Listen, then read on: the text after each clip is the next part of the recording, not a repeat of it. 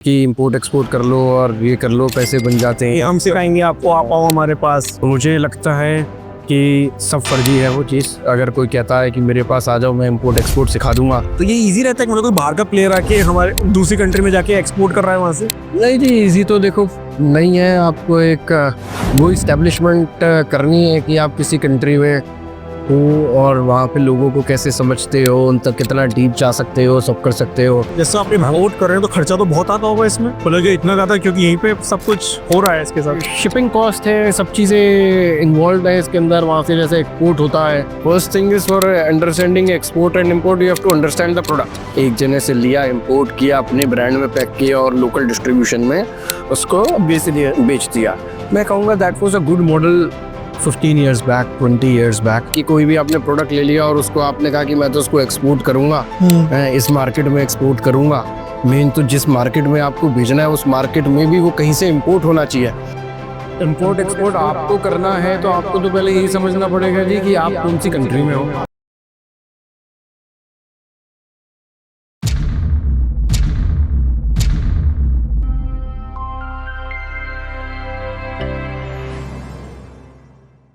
पुलकित जी, बहुत बहुत स्वागत है पॉडकास्ट बाबा में। Thank you. कैसे हैं आप? बहुत बढ़िया, आप बताओ कैसे हो? बस बढ़िया बढ़िया फील हो रहा है। हमारे यॉट पे शूट कर रहे हैं हम। अलग वाइब्रेंट फील मिलनी चाहिए। बिल्कुल बिल्कुल, और वो होना भी चाहिए। लाइफ में चेंज आना बहुत जरूरी है। इसी से चेंज से एक चीज ध्यान आ रही है, इंस्टाग्राम पे बहुत कुछ देखने को मिलता है इंपोर्ट एक्सपोर्ट के नाम से। लोग बात कहते हैं 2 महीने में इंपोर्ट एक्सपोर्ट सीख जाओगे, माल मंगाओ, बेचो, प्रॉफिट कमाओ। मतलब आपकी फैमिली 40 साल से ज्यादा इस बिजनेस में है, ज्यादा आपने हैंड ओवर ले रखा है सेकंड जनरेशन के रूप में। उस टाइम पे आपको क्या चैलेंजेस आए जो आपने स्टार्ट किया था?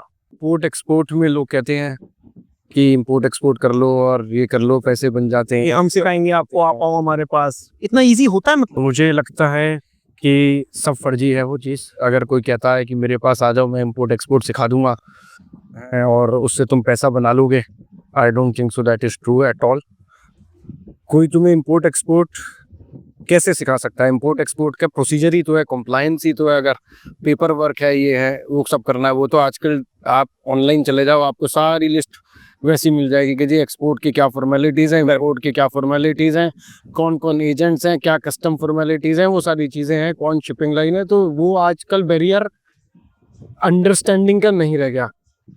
इंपोर्ट एक्सपोर्ट आपको करना है तो आपको तो पहले यही समझना पड़ेगा जी कि आप कौन सी कंट्री में हो, उस कंट्री के अंदर आपका प्रोडक्ट, आपको कौन सा ऐसा प्रोडक्ट पकड़ना है। या तो उस कंट्री में वो प्रोडक्ट इंपोर्ट हो रहा होगा या उस कंट्री से एक्सपोर्ट हो रहा होगा। आप ही की बात कर लेते हैं, क्यारा राइस के ही ले लेते हैं। क्यारा राइस मिल की, अब मैं अगर क्यारा राइस की बात करूं तो क्यारा राइस कैसे स्टार्ट हुआ? क्यारा राइस सबसे पहले इंपोर्ट करते थे हम लोग नाइजीरिया में राइस। ओके, तो वहां से ये इसकी जर्नी स्टार्ट हुई और वो मेरे आने से पहले की भी जर्नी है वो। तो मेरे फादर ने उसको नाइजीरिया, वो 1980s या 85s में नाइजीरिया पहुंच गए थे वो किसी काम के लिए। वहाँ से चलते हुए तो तो उनका राइस का हमेशा से इंटरेस्ट रहा है, क्योंकि मेरे ग्रैंडफादर, उनकी राइस मिल हुआ करती थी खुर्जा में, यूपी में एक स्मॉल टाउन है Khurja. I am also born from Khurja. तो वहाँ पे उनकी राइस मिल हुआ करती है। वो जो सीधा नाइजीरिया? हाँ। नहीं, खुर्जा से वो दिल्ली, फिर दिल्ली से काम करते वक्त लॉन्ग विजन था विजन वो करते हुए एक्सटेंडेड वो नाइजीरिया में पहुंचे। तो उन्होंने वहाँ पे जब अपॉर्चुनिटी देखी तो राइस उन्होंने सेल करना स्टार्ट किया वहाँ के कस्टमर्स को। ओके, तो उन्होंने इंडिया से एक्सपोर्ट स्टार्ट किया, क्योंकि इंडिया हमारा सब जानते हैं राइस प्रोड्यूसिंग नेशन है और बहुत काफ़ी राइस प्रोड्यूस करता है इंडिया। तो उन्होंने वहाँ से इसको स्टार्ट किया था कि उनको कस्टमर मिले, नाइजीरिया के स्टार्ट किया। तो वो एक एक्सपोर्ट प्रोसीजर था वहाँ से अपॉर्चुनिटी का। अब आप देखो कि एक्सपोर्ट और इंपोर्ट की अपॉर्चुनिटी कैसे सिनर्जीज चेंज करती है। लाइव एग्जांपल से, जब मैंने ज्वाइन किया बिजनेस, मैंने वहीं से स्टार्ट किया। मैंने उसी चीज़ में सबसे पहले गैप आइडेंटिफाई किया। मैंने कहा मेरे पापा वहाँ के कस्टमरों को क्यों बेच रहे हैं राइस, ये ब्रांड में क्यों बेच रहे हैं, अच्छी बात है बेच रहे हैं। हाँ। हैं तो मैं जब नाइजीरिया गया, वहाँ गया, मैंने देखा वो जिन लोगों को हम बेच रहे हैं वो लोग उसको इम्पोर्ट कर रहे हैं नाइजीरिया में, इम्पोर्ट करके फिर लोकल बेच रहे हैं, लोकल मार्केट के अंदर। तो वहाँ से मेरा स्टार्ट किया। मैंने कहा कि नहीं, अब हम इन लोगों को नहीं बेचेंगे, मैं अपना ब्रांड बनाऊंगा, इंपोर्ट प्रोसीजर समझूंगा नाइजीरिया के, इंपोर्ट करूंगा, अपने वेयर हाउस में स्टॉक करूंगा और अपने ब्रांड में फिर पूरे नाइजीरिया में लोकल कस्टमर्स को बेचूंगा। कौन सी ईयर की बात है? ये 2011। 2011 की बात। मैंने अपनी जर्नी यहाँ से स्टार्ट ओके। की 2009 एंड में, सितंबर में मैंने बिजनेस ज्वाइन किया था। 1 साल मैं अपना फादर के साथ ऑफिस में अपना चला जाता था, बैठता था, सुनता रहता था क्या हो रहा है। और उससे पहले से ही मेरे को बिजनेस में इंटरेस्ट है। मेरे को ध्यान है स्कूल टाइम पे आता, मैं जब 10th में था, 11th में था, तो पापा थाईलैंड से भी राइस लेते थे, इंडिया से भी लेते थे, तो मेरे को भेज देते थे कि जा 2 दिन के लिए हुआ, सप्लायर से मिला, तो सीखने का मौका मिलता रहता, सीखने का मौका मिलता रहता था। और वो अपॉर्चुनिटी देते रहते थे। हम भी यंग थे, बच्चे थे कि चला घूमने को मिलेगा, उसी बहाने, मतलब घूमने के बहाने से चले जाते थे, लेकिन उससे सीखने को नॉलेज है और एक नॉलेज आ जाती है और एक इंटरेस्ट डेवलप होता है पूरा का पूरा। तो नाइजीरिया में फिर इम्पोर्ट्स मैंने अपने ब्रांड में स्टार्ट करे वहाँ से। तो उस टाइम पर भी मेरे को ऐसा नहीं है कोई किसी ने गाइडेंस करी हो कि क्या इंपोर्ट होता है। बड़ा सिंपल है, आप इंपोर्ट के लिए आप किसी भी क्लियरिंग एजेंट के पास जाओ, बहुत सारे CHAs कहते हैं उनको, CHAs अवेलेबल होते हैं।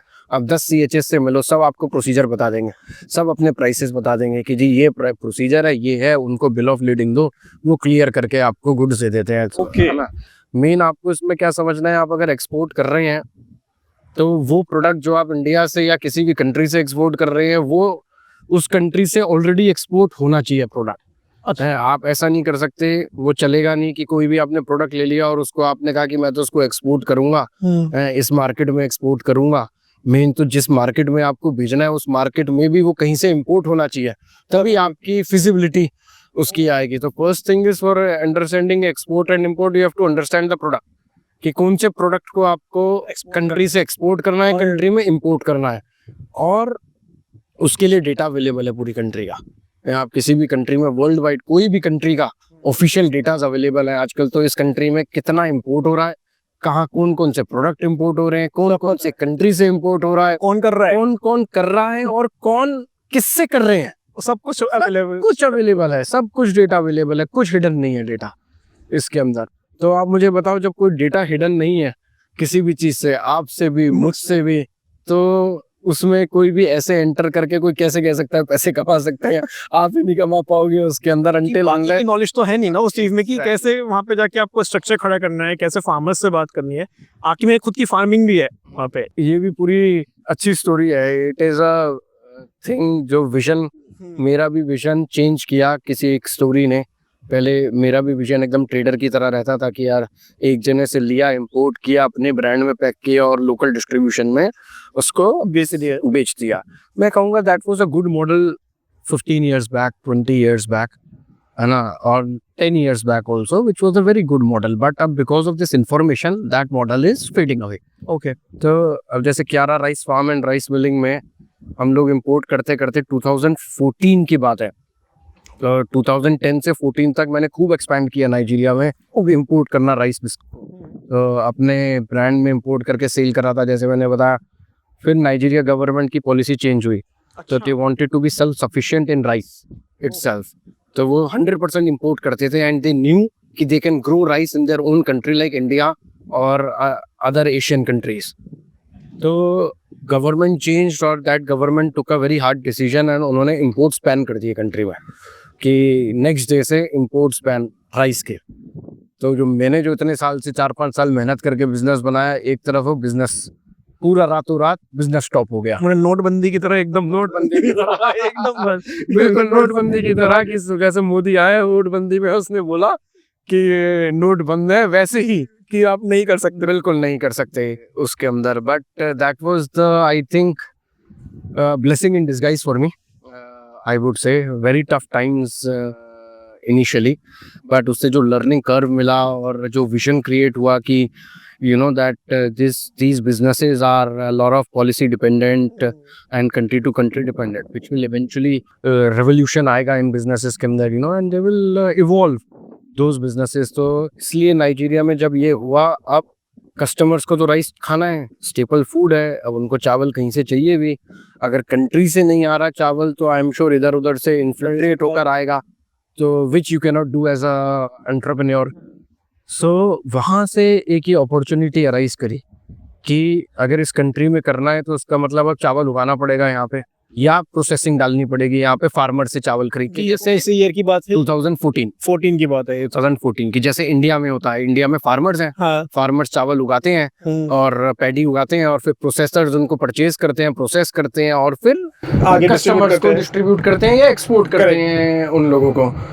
तो इसमें कोई रॉकेट साइंस तो थी नहीं कि चावल उगता है, प्रोसेस होता है फ्लो के अंदर, बट अपॉर्चुनिटी कहाँ थी कि अब ये चीज करनी पड़ेगी कंट्री में। अब जब ये करने के लिए निकले कि चलो यार प्रोसेसिंग करते हैं, जब देखा तो वहाँ पे रॉ मटेरियल पैडी नहीं है, वो मेन थिंग है, जो मेन थिंग चावल उगता है वो पैडी नहीं है। अब वो पैडी होगी क्यों? तब समझ आया चिकन और एग सिचुएशन है कि पहले अंडा आया पहले मुर्गी आई। बताओ, आप बताओ, पहले अंडा आया पहले मुर्गी आई? ये कहावत ही रहने देते क्योंकि इसका आंसर किसी के पास नहीं है। तो ये सिचुएशन वहां की थी कि फार्मर पैडी नहीं उगाता था क्योंकि राइस मिल नहीं थी, राइस मिल वाले राइस मिलिंग नहीं लगाते थे क्योंकि पैडी नहीं थी। तो ये एक प्रॉब्लम वहाँ की जेन्युइन प्रॉब्लम थी, तो जिसको ओवरकम करने के लिए फिर मैंने वहाँ पे राइस फार्मिंग स्टार्ट करी। उससे क्या चैलेंजेस आएंगे? तो कहाँ से स्टार्ट करें कि राइस फार्मिंग अब होती क्या है, कैसे होती है? अब फार्मर्स हैं, फार्मर्स का तो क्या होता है, छोटा सा लैंड होता है, बहुत सारे फार्मर होते हैं, एक के पास, किसी के पास 1 एकड़ लैंड है, किसी में 2 एकड़ लैंड हुआ, 3 एकड़ लैंड हुआ। फार्मर्स के पास नॉर्मली इतने लैंड होते हैं और हजारों करोड़ों की तादाद में फार्मर्स होते हैं जो इतने बड़े एरिया पे कल्टीवेट कर सकते हैं ताकि हम लोगों को खाने को पैडी राइस मिले।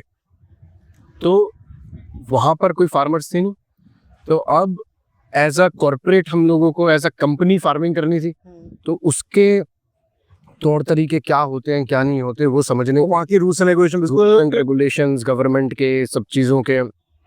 तो अब फिर वहाँ से कहाँ से स्टार्ट हुआ कि लैंड देखना स्टार्ट किया। फिर मैंने गवर्नमेंट के पास गया, एग्रीकल्चर मिनिस्टर के पास गया, है ना, इन्वेस्टमेंट मिनिस्टर्स के पास गया, कमर्शियल इंडस्ट्री मिनिस्टर्स के पास गया, गवर्नमेंट के पास गया, क्योंकि इसमें कहीं ना कहीं लैंड, इतने बड़े स्केल का लैंड चाहिए था, टाई अप्स चाहिए थे। तो वहाँ से जर्नी स्टार्ट हुई।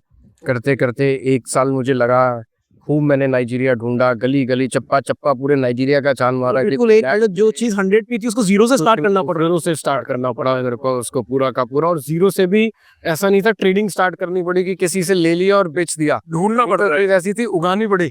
बिल्कुल, हाँ, उगा के पूरा नया ही एक तरीके से प्रोडक्ट डेवलप करना था उस कंट्री के लिए।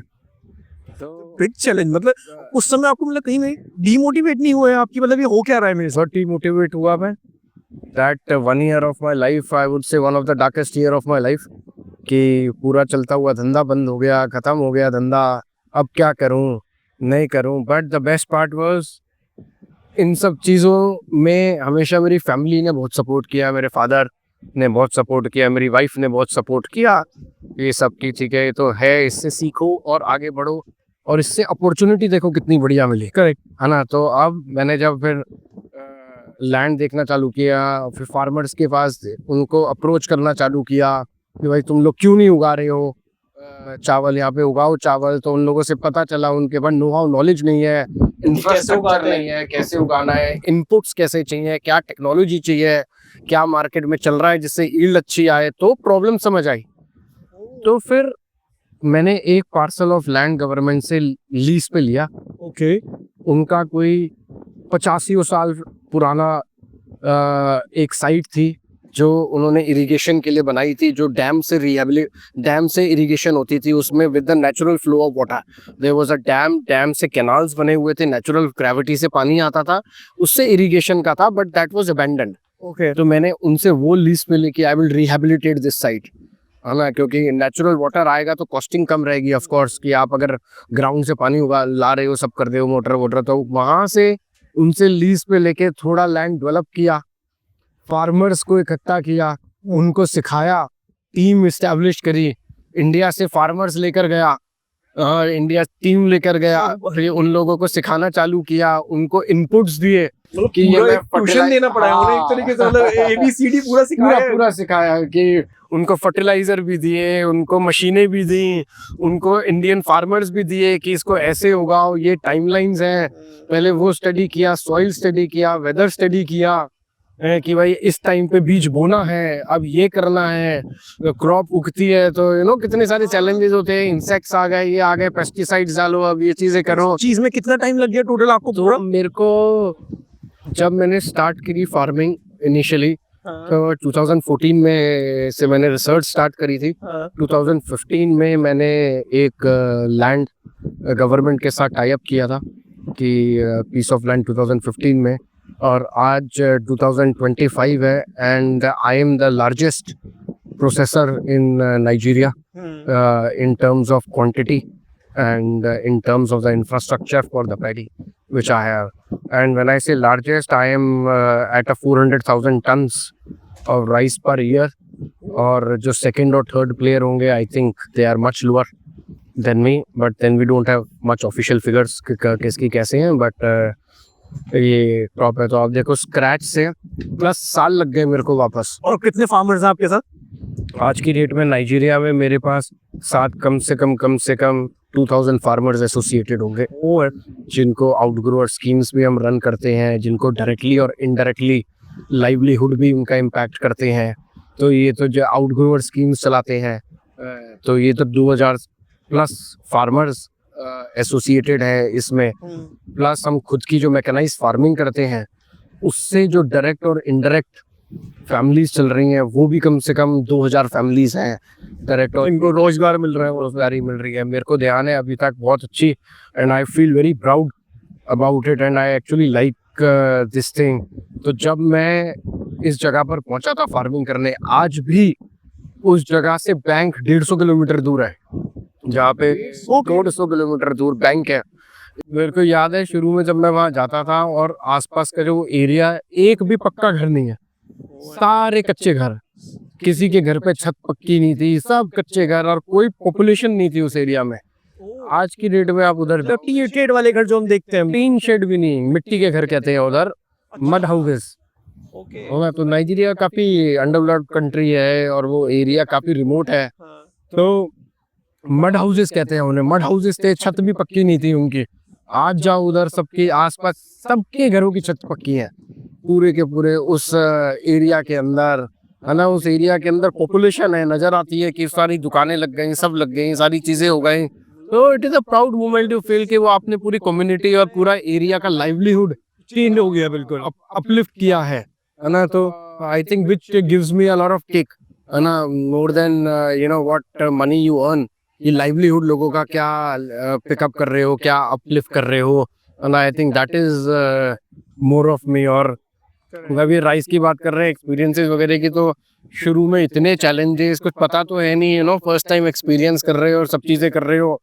तो जब मैंने भी किया, इसको स्टार्ट किया, तो मशीन्स किस टाइप की लानी है, लोग किस टाइप के लाने हैं, तो 1-2 साल तो मेरे को इसी चीज़ को करने में, समझने में लग गया। बट जो मैंने सीखा उससे, और मैं सब जनों को ये कहना चाहूँगा, all the new entrepreneurs who are going and doing, कि एक बार एक बेसिक प्लान बना के थोड़ा सा उसमें आपको डाइव करना ज़रूरी होता है काम में। हैंड्स ऑन एक्सपीरियंस थोड़ा सा समझना, उसी से आप सीख सकते हो। जब तक आप वो नहीं करोगे, आप सोचते रहोगे मैं 3-4 साल बिजनेस प्लान बनाता रहूँ, ये करता रहूँ, पेपर पे बनाता रहूँ, करता रहूँ, उससे कुछ नहीं होगा।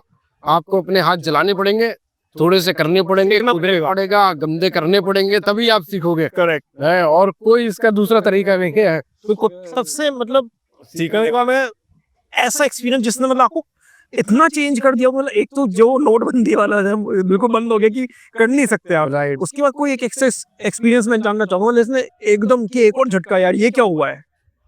तो ऐसा जैसे मतलब यही सबसे बड़ा वन ऑफ द बिगेस्ट झटका यही था कि जब वो बंद हो गया था, उसके बाद जब मैं फार्मिंग स्टार्ट किया, हाँ, तो फार्मिंग भी वहाँ के लोगों को नहीं पता, सब नहीं पता। तो जब हम क्रॉप उगाने जाते थे, इंडिया में एक पर्टिकुलर ईल्ड आती है कि 1 एकड़ में इतना टन चावल निकलेगा। हाँ, हम भी वही एक्सपेक्टेशन से वहां पे गए थे, क्योंकि सॉइल रिपोर्ट मैच करती थी इंडिया से, तो सबने कहा उतना ही चावल आएगा। लेकिन वहां पे उसका चावल निकला पहले 2-3 साल उससे आधे से भी ज्यादा कम। वो एक उसके अंदर अंडे में तो 30%, हाँ 30% ही चावल निकला उसके अंदर। ऐसा क्यों? मतलब वो वहाँ की कई चीजें इंडिया से अलग हैं। एटमोसफेयर थोड़ा सा अलग, सॉइल थोड़ा बहुत अलग, लोगों का नेचर अलग, काम करने का, सीखने का, समझने का, क्योंकि उनको मालूम ही नहीं ना कैसे करना है पूरा का पूरा। तो वो ये सिखाने सुखाने में 2-3 साल ऐसे ही निकल गए लोगों को। फिर लोग थोड़ा सा सीखे, फिर हम लोगों ने आउटग्रोअर स्कीमें चलानी चालू करी कि पैडी मिले, पैडी बढ़े। अब सबसे बड़ा चैलेंज इसका था कि अगर तुम पैडी वहां पे उगा भी लोगे और फार्मर से सिखा भी दोगे, उस पैडी का करोगे क्या जब तक तुम फर्दर इन्वेस्टमेंट नहीं करो, प्रोसेसिंग में नहीं कर रहे पाओगे। सही बात। उस चीज की। तो वो एक सबसे बड़ा मेरे को सीखने को मिला। वहां से मेरा पूरा विजन चेंज हुआ कि कोई भी एक इंडस्ट्री में लॉन्ग टर्म जिंदा रहना है तो आपको फुल इंटीग्रेशन करनी पड़ेगी, फ्रॉम फार्म टू फोक। अगर आप वो करके ले जाते हो, which takes a lot of time, lot of efforts, lot of money, lot of patience and dedication. Homework करना पड़ेगा बैठ के, होमवर्क और मेहनत और लगे रहना पड़ेगा क्योंकि उसमें फेलियर्स होंगे। क्योंकि कोई भी चीज शुरू से एंड टू एंड करने में सारे पॉइंट्स आपको पकड़ने हैं उसके। आप इसको ऐसे समझो, आप मोबाइल फोन बना रहे हो, मोबाइल फोन बनाने में आप उसकी स्क्रीन भी खुद बना लो, चिप भी खुद बना लो, वो स्पीकर भी खुद बना लो, रबड़ भी खुद बना लो, सब चीजें खुद बना लो और उसको बनाओ उसे। मतलब वो चीज करने में, और रादर देन कि मैंने ये चिप यहाँ से ले ली, वो वहां से ले लिया, वो वहां से लिया, असेंबल किया और बेच दिया, नाम लगाया, बेचा। हाँ, तो उसका फर्क है। तो वो चीज मैंने, प्रॉफिट में कौन रहता है ज्यादा? प्रॉफिट में जो फुल इंटीग्रेशन में, वो हमेशा प्रॉफिट में रहेगा। खुद बना रहा है चीज, खुद बना रहा है हर चीज, वो हमेशा प्रॉफिट में रहेगा, हमेशा बिजनेस में रहेगा। मार्केट चाहे कहीं इधर की उधर हो जाए, खराब से खराब साल में भी वो मार्केट में टिका रहेगा कि खुद का इंफ्रास्ट्रक्चर है एंड टू एंड का, उसका पूरा का पूरा, उसके पास सारी की सारी पकड़ है। तो इसलिए मैं तो कहता हूँ, और मैं इसका बहुत बड़ा बिलीवर हूँ कि आप वॉल्यूम्स करो, लेकिन एक टाइम पे वॉल्यूम से फोकस हटा के उसका वैल्यू पे कंट्रोल करने का फोकस करो। कि अगर मैं ये प्रोडक्ट कर रहा हूँ तो इस प्रोडक्ट के आगे, इस प्रोडक्ट में पीछे प्रोसेस में पूरे कितनी बड़ी चेन है, क्या क्या चीजें आपको करनी चाहिए, कैसे उसको फेज आउट करना है। लेकिन विजन एक एंटरप्रेन्योर को वही रखना चाहिए कि मैं पूरा इसको स्ट्रीमलाइन को कैप्चर कैसे करूँ। ओके, तो मैं तो इसी पे चलता हूँ। तो जैसे अब क्यारा राइस मिल, और इसको हम कहते हैं क्यारा rice farm and milling. Okay, हाँ, तो अब क्यारा राइस फार्मिंग एंड मिलिंग मेरी पूरी इंटीग्रेटेड वो है, जिसमें मैं उगा रहा हूँ। मेरे साथ पूरे फार्मर्स, आउटग्रोवर्स जुड़े हुए हैं, सप्लायर्स जुड़े हुए हैं, पूरी मैं प्रोसेसिंग कर रहा हूँ, अपना ब्रांड है मेरा, अपने ब्रांड में पैक कर रहा हूँ और कस्टमर्स को दे रहा हूँ। A to Z मैं उसके अंदर पूरा का पूरा कर रहा हूँ। तो मार्केट कहीं से कहीं जाए, कोई भी कॉम्पिटिटर आ जाए, कोई कुछ भी आ जाए, मुझे मालूम है मैं वहीं के वहीं टिका रहूंगा। कोई ऐसा टाइम आएगा कि जब ऐसा लगेगा कि ज्यादा प्लेयर्स मार्केट में हैं, तब क्या होगा? प्राइसेस गिरेंगे, प्रॉफिट स्क्वीज होंगे, नेचुरल फिनोमेना है, राइट? इट इज ज्यादा प्लेयर्स होने से डरना ज्यादा जरूरी है या अपने आप को और ग्रो करना ज्यादा जरूरी है? अपने आप को स्ट्रेंथन करना ज्यादा जरूरी है वैल्यू चेन में। उससे क्या होगा, आज मान लो मैं स्ट्रेंथन हूँ तो मैं एक एक्स प्रॉफिट कमा रहा हूँ, एग्जाम्पल, क्योंकि अगर 1 से 10 नंबर है तो आप पूरा कर रहे हो तो आप 10 रुपए प्रॉफिट कमाओगे। आप कोई पार्ट कर रहे हो उसका, आप सिर्फ ट्रेड कर रहे हो तो आप उतना ही प्रॉफिट कमाओगे। आप 10 रुपए तो एक्सपेक्ट नहीं कमा सकते ना, नहीं कमा सकते हैं। तो अगर मैं उसमें बिजनेस में 10 कमा रहा हूँ, अब कोई भी हर जना इस चीज को नहीं कर सकता। अब कोई कंपटीशन बढ़ेगा, सब होगा, तो ऑटोमेटिकली प्राइसेस कम होते हैं, स्क्वीज इन होते हैं, वो प्रॉफिट्स कम होंगे। तो जो प्लेयर पहले इंडस्ट्री में अगर 3 रुपए का मार्जिन है, उसका मार्जिन 0 हो जाएगा। मेरा मार्जिन तो 10 से 7 ही है, 7 रुपए तो है जेब में। मेरे को 2 जनों को और आउट करना है मार्केट से, मैं 5 रुपए का कर दूंगा अपना मार्जिन 1 साल के लिए, 2 साल के लिए, फिर भी जेब में तो रखूंगा। सोचना चाहिए, है ना? तो ये सोचना बड़ा जरूरी है हर बिजनेस के अंदर। क्यों? इंफॉर्मेशन की वजह से। आजकल इंफॉर्मेशन इतनी ओपन हो गई है, आप गूगल पे जाओ, चैट जीपीटी जाओ, कहीं जाओ, है आपको आज चावल का बिजनेस करना है, मैं कहता हूँ, आप गूगल पे जाओ जी, आपको सब सप्लायर मिल जाएंगे। कौन सप्लायर है, आप गूगल पे जाओ, उससे आप CHA की लिस्ट ले लो, शिपिंग लाइन ले लो, नंबर ले लो, सप्लायर ले लो, सबको फोन पे बात कर लो और कड़प के प्राइस पड़ गए कर लो काम।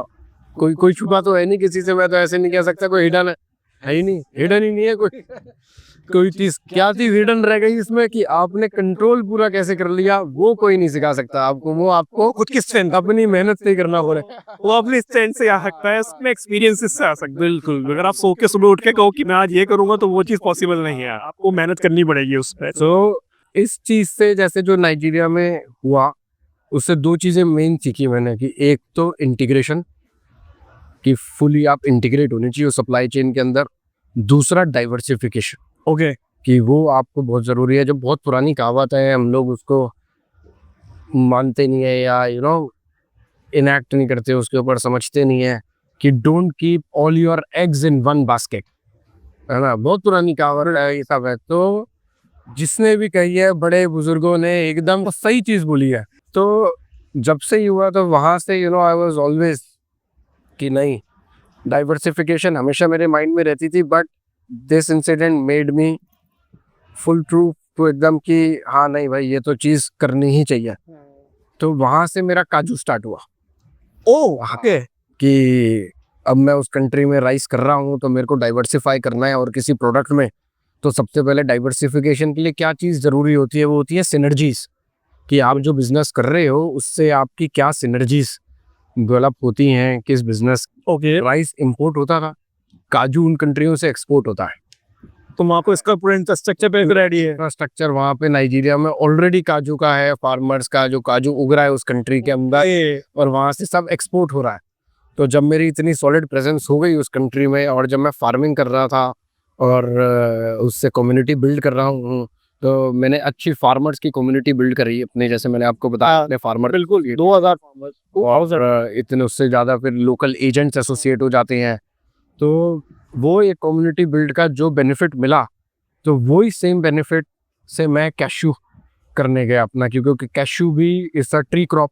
करेक्ट, ना, और ट्री क्रॉप है तो दैट मीन्स अ फार्मर बहुत ज़्यादा कमिटेड है उसके अंदर, क्योंकि उसने एक बार पेड़ लगा दिया, 4 साल में तो पेड़ उसका फल देने लगेगा काजू है उससे पहले, और वो जो है 20 साल उसको फ्रूट देता है कैशू। तो तो फार्मर्स का वो ज़्यादा स्ट्रॉन्ग लाइवलीहुड है। कैशू केयर और करता है। केयर बहुत करेगा, सब करेगा, उसका ब्रेड एंड बटर है। और सीजनल काम है कि साल के अंदर 2 महीने में ही काजू पेड़ पे आएगा, बाकी पूरे साल तो ऐसा है नहीं बार बार आता रहेगा। अच्छा, 2 महीने आएगा उसके अंदर, तो उसको तो पूरा अपना घर जो है उसी 2 महीने की फसल पर पूरा 12 महीने चला है। 12 महीने उसको अपना। तो वहां से इधर सिमिलैरिटी देखी मैंने उसके अंदर, और देखा कि भाई काजू यहाँ से एक्सपोर्ट होता है। वैसे मैं काजू में घुसा अच्छा, कि ये तो अच्छी सिनर्जी है, तो इस बिजनेस को एक्सप्लोर करते हैं जो डाइवर्सिफिकेशन का विजन भी अचीव करेगी, एग्रो कमोडिटी भी एक सेम रहेगी एज एन इंडस्ट्री, है ना, और community building vision wise it is similar to what I am doing in क्यारा राइस मिल, ओके, है ना। तो वहां से ये सिनर्जीज एक्सट्रैक्ट हुई और कैशू का काम स्टार्ट किया। तो अगेन वही बात है कि भाई किस नाम से आता है आपका? कैशू का हम लोगों ने पेट्सन एग्रो ओके, कैशू के नाम से इसको ब्रांडिंग किया इसका। ब्रांडिंग नहीं करा है, कंपनी जो इसको करती है दैट इज पेट्सन एग्रो, ओके, कैशूज के लिए करती है। अभी इस पे ब्रांडिंग में आप मैं आता हूँ तो ब्रांडिंग अब स्टार्ट कर दी है मैंने इसकी करने की, कर्नल्स की। तो इनिशियल जर्नी मेरी कहाँ से स्टार्ट हुई थी इसमें, रॉ कैशू में। तो जो आज काजू हम खाते हैं तो वो काजू तो इतना इजीली हमारे को नहीं मिलता खाने के लिए, उसके पीछे बहुत प्रोसेस है करना पड़ता है जो ताकि हम लोगों को काजू खाने को मिले। मतलब जाए पेड़ से टूट के नहीं आ रहा है, पेड़ से टूट के नहीं आ रहा आपके पास, कि पेड़ से टूट के सीधा नहीं खा सकते आप काजू को, है ना। आप देखोगे ये अफ्रीका के पेड़ पे काजू उगता है, जो काजू उगता है it is in a thick shell, okay, है ना, which that shell is very poisonous, है ना। कि अगर आप शेल में ऑयल होता है, वो ऑयल हाथ में लग जाए या आप खा लो, बहुत पॉइजनस होता है वो। हाँ, तो ऐसा नहीं है, वो काजू पेड़ पे, और एक फ्रूट पे एक काजू होता है। तो आप सोचो कितने सारे पेड़ लगे हुए होते हैं, एक पेड़ पे एक एक फ्रूट उगता है, और एक फ्रूट पे एक काजू लटका हुआ होता है। एक फ्रूट मतलब एक फ्रूट है, अच्छे, उस फ्रूट के नीचे एक काजू लटका हुआ होता है, एक काजू सिर्फ है। और एक पेड़ पे मल्टीपल ऐसे फ्रूट्स होते हैं और हर पे एक एक काजू है। तो जब वो जमीन पे गिरता है तो एक एक काजू गिरता है। तो जो इतने सारे काजू खाते हैं, तो ये आप अफ्रीका के फार्मर वो सब एक एक हाथ से एक एक काजू उठाया जाता है, उसको कलेक्ट किया जाता है, उसको फिर ड्राई किया जाता है, सन ड्राई। कोई मशीन नहीं है उसको ड्राई करने की, आपको सन ड्राई ही करना पड़ेगा। ड्राई इन द सेंस मतलब जो पॉइजन है उसको निकाला जाना है। मॉइस्चर होता है काजू में, जब पेड़ से कोई चीज गिरती है तो वो गीली होती है, ओके तो वो जैसे ही गिरती है उसको सन ड्राई करके सुखाना पड़ता है, नहीं तो अंदर का काजू खराब हो जाएगा सारा का सारा, उसमें कीड़े लग जाएंगे, ओके। अंदर काजू में पूरा पीला पड़ जाएगा, सब हो जाएगा, तो इसलिए उसको अच्छे से सुखाना पड़ता है। और जो पॉइजन है तो वो कैसे निकाला जाता है? अब वो पूरा का पूरा प्रोसेसिंग है उसकी, अच्छा, पूरी की पूरी प्रोसेसिंग का पार्ट है वो सारा का सारा। लेकिन सबसे पहले सन ड्राई होता है। हाँ, आपको जर्नी बताता हूँ मैं, आपके कार्यों की पूरी जर्नी कैसे होती है, वेरी इंटरेस्टिंग। तो उससे पहले मैं आपको एक इंटरेस्टिंग स्टोरी बताता हूँ। जब मैंने काजू स्टार्ट किया तो लर्निंग सबसे पहले कहाँ से आई, तो जब कि लोग कहते हैं कि आई ऑल्सो से कि failure is a part of your success. मैंने काजू सबसे पहले, पता था नहीं, एबीसी काजू की नहीं पता थी, देखा कि फार्मर से काजू मिल रहा है, ये कर रहा है, 2-3 चला गया फार्मरों के पास, ये वो, उनको फालतू पैसे दिए, उनसे कुछ काजू खरीद लिया। काजू खरीदा, देखा थोड़ा ड्राई कर रहे हैं लोग, थोड़ा बहुत ड्राई करा और इंडिया में कस्टमर मिल गया, मेरे को एक उसको बेच दिया और कंटेनर चला दिए वहां से। तो अफ्रीका से क्या होता है, पेड़ों से काजू उतरता है, वहां पे प्रोसेस नहीं होता, सब एक्सपोर्ट हो जाता है वहां से। एक्सपोर्ट इंडिया और वियतनाम 2 ही कंट्री हैं जो प्रोसेस करती हैं काजू को, जिसके अलग डायनेमिक्स हैं, that is why these 2 countries process, तो वहां चला जाता है काजू प्रोसेस होने। तो मैंने इंडिया के प्रोसेसर को, जो प्रोसेस करता है, उसको बेच दिया काजू। अब लेने के 3 महीने बाद काजू पहुंचता है वहां, 3 से 4 महीने बाद। मैं तो, मेरे पास पैसे भी आ गए, उसको दे दिया मैंने काजू। 3 महीने बाद उसके बाद काजू पहुंचा। जब वो काजू पहुंचा, उसमें सब में पेड़ निकल गए काजू के। वो पेड़ पौधे निकल गए उसमें कि वो सही से ड्राई नहीं था काजू। फर्स्ट डीलिंग जो मैंने करी थी उसके अंदर, क्योंकि वो ड्राई नहीं किया मैंने सही से काजू को, मुझे पता नहीं था कुछ काजू का, मैंने तो सिर्फ ट्राई करने के लिए, आओ ट्राई कर लेते हैं काजू, देखना है डाइवर्सिफाई। पेड़ निकल गए, तो उनमें पेड़ पौधे उग गए उसके अंदर, क्योंकि ड्राई नहीं था, तो तो कर्मिनेट हो गया, नमी रह गई, मॉइस्चर था उसके अंदर। तो मेरे को अच्छे से ध्यान है अभी भी। तो मैं अफ्रीका में रहा, और दिल्ली ऑफिस में, पापा दिल्ली में रहते हैं, तो दिल्ली ऑफिस में पापा बैठे हुए थे। तो जिन लोगों को बेचा था वो साउथ के जने थे, और वो किसी से जान पहचान लगा के पापा के पास पहुंच गए दिल्ली ऑफिस, कि मैं अफ्रीका में था। मैंने कहा अच्छा, आता हूँ बात करूंगा। और वो सारे जने जो है पापा के पास मिले। पापा को नॉल पता नहीं था कि इतना कुछ हुआ है, कि क्या मैटर हो गया, क्या नहीं हो गया। तो पापा का फोन आया, अरे कुछ लोग आ गए, तूने क्या माल बेच दिया। तो पेड़ पौधे कह रहे इतना नुकसान हो गया मुझे। मैंने कहा हाँ जी, नुकसान हो गया, मैं भी समझ रहा हूँ कि क्या हुआ क्या नहीं हुआ। तो खैर जो भी नुकसान था, उनको, कस्टमर को मैंने अपनी जेब से नुकसान भरा, क्योंकि मेरी प्रॉब्लम थी, मुझे मालूम था कि ये चीज़ मेरी वजह से हुई है, मैंने ध्यान नहीं रखा इस चीज़ का, तो इसकी वजह से कस्टमर को जो बेचा उसको नुकसान नहीं होना चाहिए मार्केट के अंदर है, ताकि मेरा पहली डीलिंग है, मेरा नाम खराब नहीं होना चाहिए।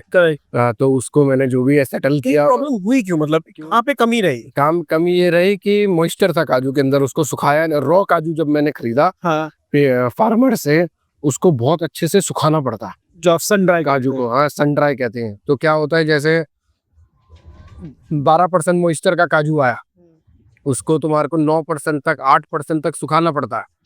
तो मैंने मान लो 1 रुपए में काजू खरीदा 12% का, उसको मुझे 8% पे सुखाना है, तो 4% का लॉस मेरी जेब से होगा, बिल्कुल, है ना। और कस्टमर रेट जो मुझे वेट कम हो गया, तो वो मेरे को तो 1 किलो खरीदा मैंने, 100 ग्राम दे देगा। अगर 12% का है तो उसमें कायदे में 4% लॉस करना है मेरे को उसके ऊपर। तो मेरे, हाँ, तो वो कस्टमर को डिलीवर करना है मुझे, है ना। लेकिन मैंने कहा यार, ये तो इतना लॉस हो रहा है मेरे को, तो मैंने तो बिना ज्यादा सुखाए कस्टमर को डिलीवर कर दिया, तो उससे बड़ा लॉस खड़ा हो गया उसके ऊपर उसका। तो मैंने अपने पैसे बचाने के चक्कर में कस्टमर का लॉस कर दिया पूरा का पूरा। तो ये मेरी सबसे बड़ी एक लर्निंग इस धंधे से ये भी बनी, जो आप देखो, अच्छे से जने कहते हैं कि भाई अपना फायदा करने के लिए दूसरे का नुकसान कभी मत करो। तुम ऐसा करोगे तो हमेशा धंधे में बने रहोगे। तो ये एक ये गलती आपसे अनजाने में, या आपको किसी ने मिसगाइड किया था इसमें? जो मिसगाइडिंग थी पूरी की पूरी, कि कुछ नहीं होता, इतना सुखाओ और भर दो, है, कुछ फर्क नहीं पड़ता। तो ये पता क्या चलता है कि मतलब 12% से 8% पे आ गया, 9% पे आ गया, ये कैसे पता चलता है? ये एक्सपीरियंस है, टीम है कि आपके पास राइट जने होने चाहिए, राइट एक्सपीरियंस होना चाहिए, कि इतने दिन प्रोसीजर होना चाहिए। It is a most matter of the procedure, कि इसको ऐसे सुखाना है, इतने दिन सुखाना है, इतनी धूप होनी चाहिए, इतनी धूप नहीं है तो वो सही से नहीं सूखेगा। तो वो लिटिग्रिटी, हर बिजनेस की लिटिग्रिटीज होती है, जब आप घुसते हो करते हो तब पता चलती है ये सारी की सारी। तो वहां से ये जर्नी एक चलते हुए सीखते हुए सारी की सारी चालू हुई।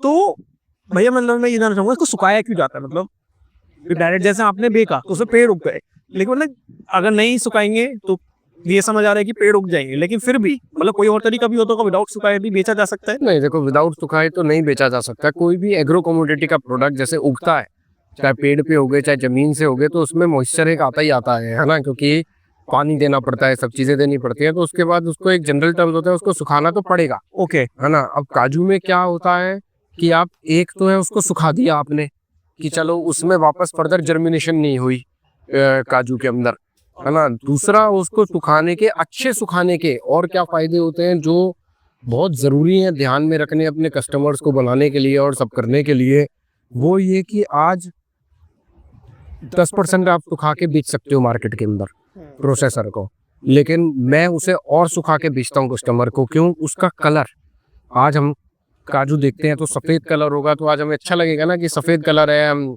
बढ़िया काजू का है, रादर देन अगर थोड़ा सा पीला है, तो वो सब भी फर्क पड़ता है कि कितना आने से ही चेंज होता है। सुखाया है। ओ, ये इनिशियली डिपेंड करता है।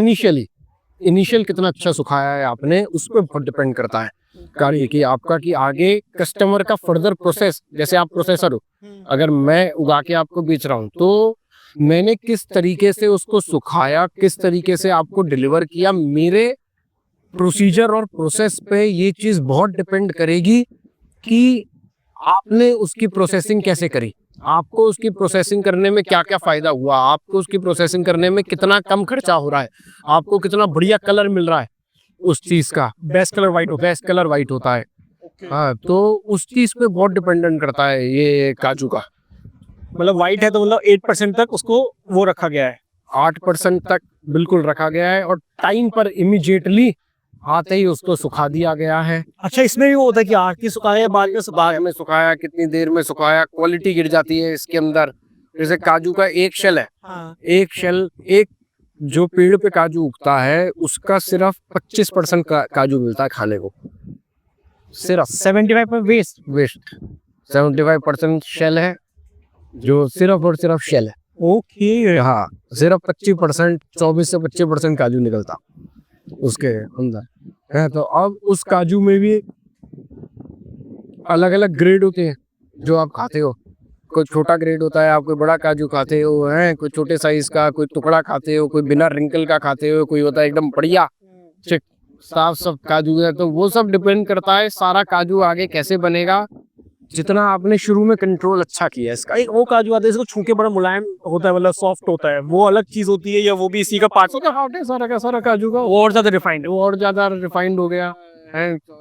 एक एक कड़क आ गया कि वो बाइट किया तो करारापन आया ना, एक है उसमें करारापन नहीं आया। वो प्रोसेस का पार्ट है कि आप उसको कैसे आपने उसमें मॉइस्चर देके प्रोसेस किया उसको, या कम मॉइस्चर रख दिया उसका तो वो करारा हो गया। तो सारा क्रक्स इस काजू के गेम का जब पेड़ से उतरता है उसके 15 दिन का अंदर का खेल है। अंदर का सबसे बेटर खेल है कि आपने जिस आदमी ने अगर वहां पे पकड़ बना ली है उस चीज की, तो वो पूरी सप्लाई चेन के अंदर चाहे कस्टमरों को बेच रहा है अपने, चाहे खुद प्रोसेस करके कर्नल बनाकर कस्टमरों को दे रहा है, उसकी जीत है।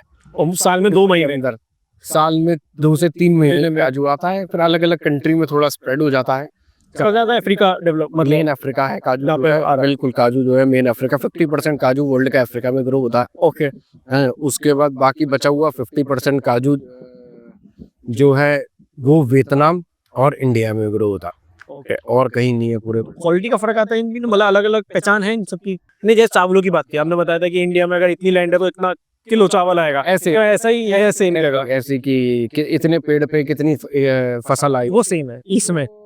मतलब मोराउंड इन 20 चलता रहता है, 19-20 का फर्क। 19-20-21 का फर्क रहता है, कहीं ज़्यादा अच्छी क्वालिटी है, कहीं थोड़ी सी कम निकलती है उसके अंदर, उस चीज़ का इसमें फर्क रहता है। हाँ, चलता रहता है सारा। काजू से बात करते हुए है कि जैसे काजू का धंधा ऐसे स्टार्ट हुआ मेरा, और ये बात होगी 2013-14 की। अच्छा, अब आप मतलब वो कर रहे हो? बताऊँ मैं, हाँ, तो हमेशा जब मैं राइस का बंद नहीं हुआ था राइस तब तक अफ्रीका के अंदर, जब 2014 में हमने बताया कि आप फार्मर्स से डीलिंग कर रहे थे। हाँ, 2014 में फार्मर से डीलिंग करी। तो उससे पहले मैंने सिर्फ क्योंकि काजू वहाँ से एक्सपोर्ट होता था, तो मेरे को था कि इस कंट्री में मैं कुछ इंपोर्ट कर रहा हूँ तो पहले देखूँ कुछ एक्सपोर्ट कर सकता हूँ कि नहीं। तो वहाँ से काजू का आके कि चालू करा था काजू का, जिसमें ये प्रॉब्लम हुई। तो ये इजी रहता है कि मतलब कोई बाहर का प्लेयर आके हमारे दूसरी कंट्री में जाके एक्सपोर्ट कर रहा है वहाँ से? नहीं जी, इजी तो देखो नहीं है। आपको एक वो इस्टेब्लिशमेंट करनी है कि आप किसी कंट्री में हो और वहाँ पे लोगों को कैसे समझते हो, उन तक कितना डीप जा सकते हो, सब कर सकते हो। मेन तो आपकी डीलिंग्स किसी को चीट करने की नेचर नहीं है, ज़्यादा ओवर स्मार्ट नेचर नहीं है कि लोगों के साथ आप डील कर रहे हो तो आप कनेक्ट कर पाते हो। करना किसी आप लोगों के साथ सोचो कि यार इसको ज़्यादा नहीं पता, मेरे को ज़्यादा पता है, मैं इसको ओवर स्मार्ट करके बात करूँ, सब करूँ, वो नहीं चलता है। तो उस तरीके को आप अगर पॉलिसी अपनी अडॉप्ट करते हो और फिर राइट प्राइस दे, तो मैंने तो जैसे स्टार्ट किया तो मैंने थोड़ा सा एक्स्ट्रा प्राइस दिया कि यार चल मेरे को मिल जाएगा काजू। और मेन है नेटवर्क, कि आप अंदर डीप रूट नेटवर्क तक, किसी बिजनेस के नेटवर्क बहुत जरूरी है। नेटवर्क बहुत ज़्यादा जरूरी है। नेटवर्क बहुत ज़्यादा जरूरी है, आपका खुद का नेटवर्क होना, कि सप्लायर्स के साथ, फार्मर्स के साथ और डायरेक्ट कंज्यूमर्स के साथ वो नेटवर्क आपका डायरेक्ट टच होना बहुत ज़्यादा ज़रूरी है। वो लॉन्ग टर्म आपको सस्टेनेबल बिजनेस प्रैक्टिसेस में हेल्प करता है आपके सारी की सारी। कि आज जैसे मैं नाइजीरिया ट्रैवल करता हूँ तो मैं आई मेक श्योर कि मैं अपने नंबर ऑफ कस्टमर्स को पर्सनली जाके मिलूँ ज़रूर, एक पर्सनल टच के लिए उनको लगे कि मैं जुड़ा हूँ। सोच जरूर उनकी समझूं क्या चल रही है, कंपनी के बारे में क्या चल रही है, मार्केट के बारे में क्या चल रही है। ऐसे ही मैं फार्मर से जरूर जाके मिलता हूँ अपने, कि उनकी क्या सोच चल रही है, उनकी क्या प्रॉब्लम चल रही हैं, और उनको कुछ और मुझसे या कंपनी से कोई ऐसी प्रॉब्लम तो नहीं है जो मैं एड्रेस कर सकता हूँ, या इन जनरल जो प्रॉब्लम उनकी 10 साल पहले से ही हो सकता है कुछ चेंज हो गई हो उनकी प्रॉब्लम, जो मैं पहले जो एड्रेस कर रहा था कि यार मैं अब आपकी वो प्रॉब्लम चेंज हो गई है तो I like to address your new problems अपनी कम्युनिटी में। तो ये एक चीज़ करनी बड़ी इंपॉर्टेंट है, which I definitely like to do and I make sure that I do that. इससे वो लोग हमेशा जुड़े रहते हैं, और जो फार्मर्स की कम्युनिटी है वो इतने जो काम कर रहा है वो मेरे साथ जुड़ा हुआ है। बिल्कुल, तो उनको भी मालूम है कि मैं उनको सही इन्फॉर्मेशन देता हूँ कि अगर मार्केट आगे आज बढ़ने वाली है, सब करने वाली है, तो उनको मेरे पास से ये इन्फॉर्मेशन जरूर जाती है। कि कोई नहीं, कि ऐसा नहीं है कि वो इन्फॉर्मेशन ट्रांसपेरेंट उनको नहीं जाएगी, कि उसका बेनिफिट उनको भी मिलना चाहिए। ऐसा नहीं है वो सारा बेनिफिट मैं खा जाऊँ अपने पास। ये बहुत बड़ी बात है, आप सबके बारे में सोच के चल रहे हैं, बहुत बड़ी बात है। वो देखो जी, एक मेरा बड़ा मानना है, आपको आगे बढ़ना है तो पूरा गांव को बढ़ना पड़ेगा, तभी आप आगे बढ़ सकते हो। आप ये नहीं सोच सकते मैं तो आगे बढ़ जाऊं और मेरे आसपास के लोग ना बढ़े। आप उस तरीके से काम आपका चल ही नहीं सकता। आपके आसपास के लोग, आपकी कम्युनिटी, सब जनों को आपको लेके बढ़ना पड़ेगा, आप तभी आगे बढ़ सकते हो, वरना आप आगे नहीं बढ़ सकते।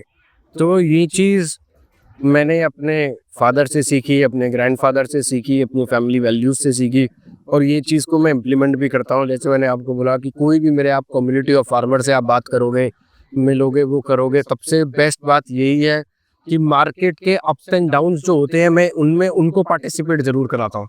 अच्छा, कि खुद वो सारा जेब में नहीं रखता, वो उनको पार्टिसिपेट जरूर कराऊंगा उसके अंदर।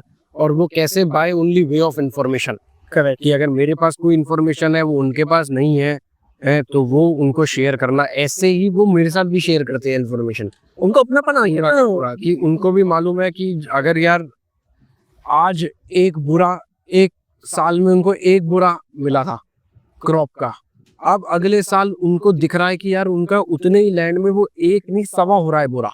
इसका मतलब फसल ज्यादा है। सही बात, फसल ज्यादा है तो मतलब इंटरनेशनल प्राइसेस कम होंगे, या प्राइसेस कम होंगे ही होंगे। Supply and demand is very simple, सिर्फ इन्फॉर्मेशन पे चलती है। Supply and demand accurate information पे आप इसको कैप्चर कर सकते हो। तो वो एक फीडबैक आता है ना वहाँ से पूरा का पूरा, ये सारी चीजें, तो वो मेरे को भी इंटरनली हेल्प करता कि नहीं अभी पोजीशन नहीं बनानी, अभी कम करके रखना है सारा का सारा, तो गिव एंड टेक है पूरा का पूरा। तो ये एक कम्युनिटी बिल्डिंग का बेनिफिट मिलता है कि आप अपने सब जने जो आपके आसपास है कि आप सबका ध्यान रखो, सबको एक साथ लेके चलो, चाहे वो एम्प्लॉयज़ हों कंपनी के, चाहे आपके स्ट्रेटेजिक पार्टनर्स हों कंपनी के, चाहे आपके शेयर होल्डर्स हों, चाहे आपके सप्लायर्स हों, कम्युनिटी हो, फार्मर्स हों, कस्टमर्स हों, आपको एक सबको साथ लेके ज़रूर चलना पड़ेगा, है ना। Then only you can grow, otherwise you can not grow for sure. मेरे से पीछे आपने बताया था कि राइज A to Z आप करो, तो कैशू में भी सेम कर रहे हो A to Z?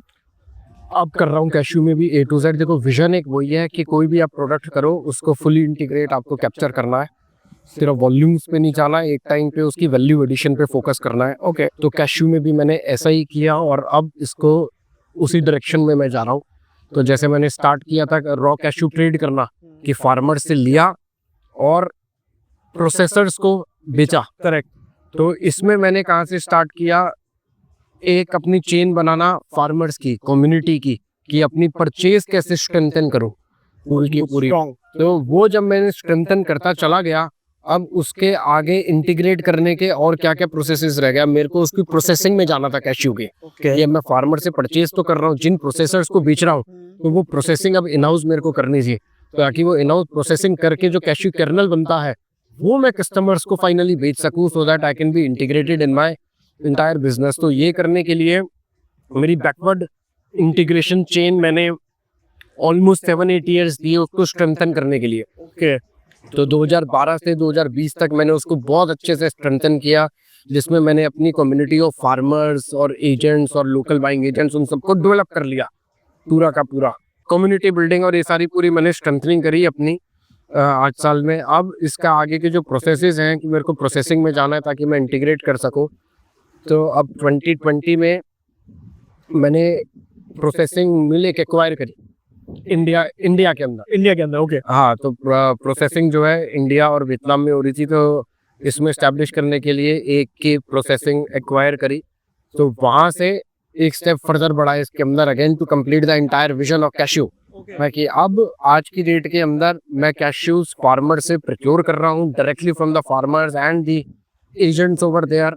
उन कैश्यूज को इंडिया लेकर आ रहे हैं हम लोग, अपनी प्रोसेसिंग में प्रोसेस कर रहे हैं, उसे प्रोसेस करके we have lot of grades and all, हम अच्छी क्वालिटीज बना रहे हैं उसकी, and we are selling it to wholesale markets. And recently brand भी लॉन्च किया हमने रॉयल मीवा के नाम से, है ना, which you can find, it is a retail brand and you can find it online on Amazon, Flipkart and all the hotels. तो अब as a business, Patchen Agro is only focusing on the cashew supply chain, fully integration of cashew supply chain, की farmer से लेना है, खुद process करना है, customers की टेबल पर हमारे को सर्व करना है, to again farm to fork model हमारे को इसे फुली इंटीग्रेट करना है। ओके, इस बिजनेस को और इसके डायनामिक्स जिस हिसाब से है कि major cashew is grown in Africa. India बहुत बड़ा कंज्यूमर है कर्नल्स का हमारे, ओके, कैश्यू कर्नल का। इंडिया भी कैश्यू ग्रो करता है बट अपनी कंजम्पशन से काफ़ी कम ग्रो करता है, इसलिए it requires to import raw cashew in India. जैसे आप इम्पोर्ट कर रहे हैं तो खर्चा तो बहुत आता होगा इसमें, बोला कि इतना ज़्यादा, क्योंकि यहीं पे सब कुछ हो रहा है इसके साथ। तो शिपिंग कॉस्ट है, सब चीज़ें इन्वॉल्व है इसके अंदर, वहाँ से जैसे एक्सपोर्ट होता है, तो तो जैसे डाइवर्सिफिकेशन का सबसे बड़ा फंडा क्या होता है कि आपको एक सिनर्जीज बिल्ड करनी होती है चीज़ों के अंदर। तो अब जैसे आपने बोला कि खर्चा बहुत आता है शिपिंग का, इन सब का, तो अब ये सिनर्जीज बिल्ड करने के लिए देखो डाइवर्सिफिकेशन में we entered into shipping. Okay, और वो इसी वजह से शिपिंग में एंट्री मिली थी 2020 में। तो जब द पूरा सबको मालूम है world got disrupted corona covid की वजह से, there were no movements of cargos from here to there, और कुछ नहीं हो रहा था कि आपके पास राइस है तो आप राइस इधर से उधर नहीं लेके जा सकते थे, और उसकी कॉस्ट बहुत हाई हो रही थी सब करने की। तो that was the time when we realized that it is time to invest in the shipping business okay itself, so that it can be diversification also, and current business से synergies भी meet होती हैं इसकी आपको shipment करने की तरीके से। तो that is how we entered into shipping business. और एक बिल्कुल नई की नई फील्ड है, है ना, ऐसा नहीं है कि कुछ एक पुरानी फील्ड है, but we always had an, like not me but my father always had an experience of chartering of vessels a lot. He used to charter a lot of vessels Okay. from the market, to from moving one place to another. उनको cargo moves करने होते थे तो उसमें वो अपने ही vessel charter कर लेते थे तो रिड्यूस द कॉस्ट. तो मैं उसमें एक स्टेप फर्दर चला गया आगे की, जिसमें आई एंटर्ड इनटू शिप हुई. तो आई सेड कि यार ये it is a gap in the business for sure which can be tapped, and it was the right moment to tap the market over there. So within 5 years I have 10 vessels of my own now, तो जिसमें मैं खुद के cargoes को भी transport कर रहा हूँ और मार्केट के कार्गोज भी ट्रांसपोर्ट कर रहा हूँ. A to Z तक में भी आई हुई है, A to Z इसके अंदर भी आ गया. तो अगेन सिनर्जीज आपको बिल्ट इन करती रहनी होगी. अगर सिनर्जीज की बात कर रहे हैं, another synergy I will tell you, जो which is very unrelated to any of the business I am doing, like agro commodity से, राइस और कैश्यू से हट के. तो जैसे क्यारा राइस मिल है जी, तो क्यारा राइस मिल के अंदर जो बैग्स में पैक करना पड़ता है राइस हमारे को, तो we require a lot of bags pack करने के लिए. तो वो हम थर्ड पार्टी से परचेज कर रहे थे, तो वो बहुत महंगे पड़ रहे थे बैग्स. तो जब हमने उसमें कॉस्ट कटिंग के लिए डीप डाइव किया कि क्या क्या सिनर्जी से कॉस्ट कटिंग कर सकते हैं, तो सबसे पहले ये रियलाइज किया कि पहले आओ बैग्स को देखते हैं. तो जब बैग्स देखे, हम लोकल वहाँ पे मैन्युफैक्चरिंग से बैग खरीद रहे थे लोकल मैन्युफैक्चरर से, तो उसमें एक गैप आइडेंटिफाई किया. यार ये तो लोग रॉ मटेरियल इंपोर्ट कर रहे हैं, उसके पीपी दाने चाइना से और इधर से इंपोर्ट करते हैं, इधर उसको प्रोसेस कर रहे हैं और लोगों को बेच रहे हैं. तो वहां से वो जो गैप आइडेंटिफाई किया, हमने सबसे पहले क्यारा राइस मिल के साथ ही पैकेजिंग करके कंपनी स्टार्ट करी है कि इट इज एडजॉइनिंग, उसका प्लांट है राइस मिलिंग के साथ, कि अपने बैग्स खुद इन हाउस बनाएंगे. आज वो पैकेजिंग 3 साल के अंदर अपनी खुद की इन हाउस सप्लाई तो पूरी कर रही है और मार्केट को भी सप्लाई कर रही है. तो बिजनेस से बिजनेस बड़ा होता जा रहा है. तो सिनर्जीज मिलती हैं. आपको अपने बिजनेस को कॉस्ट कटिंग करनी है तो उसकी सिनर्जीज आप मीट करो, और उसी की आप वैल्यू एडिशन में जाओगे तो वहीं से आपको सिनर्जीज भी मिलेंगी, आपको एक बिजनेस लाइन भी ओपन होगी. तो अब आप देखो, एक पैकेजिंग बिजनेस पूरा पीजेएस ग्लोबल का एक पैकेजिंग बिजनेस अलग स्टार्ट हो गया. Correct. By name of packaging, जो इन हाउस सप्लाई भी कर रहा है और कस्टमर को भी मार्केट केटर कर रहा है. तो अब इसको हम ग्रो करेंगे. इसको एक टीम लाऊंगा, मैं सब चीजें करूंगा. Will focus on what other products are there in the packaging business. तो जिसको धीरे धीरे सीखना स्टार्ट करेंगे, सीख के then will eventually grow in that business. तो मेन ऑब्जेक्टिव हियर इज कि सिनर्जीज बिल्ड करना बड़ा जरूरी है आपको इस within your own business. इसमें एक चीज और जो क्रिएट कर रहे हो आप, मतलब मैं जब यहाँ आया मुझे तब पता चला इंफ्रा में भी आ गए हो. राइट. ये कहाँ से आया, मतलब एकदम बिल्कुल अलग? नहीं, इंफ्रा का डेफिनेटली बिल्कुल कोई सिनर्जीज ऐसी नहीं मीट होती हैं इन बिजनेसेस से और इन सब चीज़ों से. बट ये कैसे और कहाँ से आया, दुबई की वजह से. So Dubai is a booming market, and from 2020 it has been on a boom. और इसका रियल एस्टेट मार्केट काफ़ी बूम कर रहा है. बिल्कुल. और this parcel of land has been with us since many years. ऐसा नहीं है कि ये लैंड मैंने अभी ख़रीदा और मैं रियल एस्टेट कंस्ट्रक्शन कर रहा हूँ. इसके अंदर ये फैमिली ओन्ड लैंड 2008 के टाइम से है. ओके. है ना. तो उस टाइम पे इस फील्ड में एंटर करना था, but market crashed, real estate की सब. उसके बाद कभी ना इस पे ध्यान दिया, ना कभी कुछ किया. तो it was just a land as an investment, जो एक फैमिली बिजनेस की थी. वो तो again I would say some synergies are there, है ना. तो लैंड एक ऑलरेडी थी इसमें, तो it was the right time to encash on that land. तो उसके क्या तरीके थे, या तो उसको बेच देता मैं लैंड को, या किसी के साथ जेवी कर देता है डेवलप करने के लिए, या अपनी डेवलपमेंट कंपनी फॉर्म करके एस्टेब्लिश करता ताकि एक पूरा नया चैप्टर स्टार्ट हो सके पीजेएस ग्लोबल का इंफ्रास्ट्रक्चर का. सो आई डिसाइडेड कि no, it is hard work again, but we should not be scared of that hard work. That is why now you will see we are launching Pasha One Developers as our brand under PGS Global. which is going to develop the real estate project in UAE. और सबसे पहला project हमारा residential project है, which we are making 528 apartments, okay, round about, और 2 towers, 34 floor and 22 floors, जिसके drawings अभी under approvals है. So I would not like to give much numbers on the units and the floors, क्योंकि वो change हो सकते हैं जैसे approval जाए.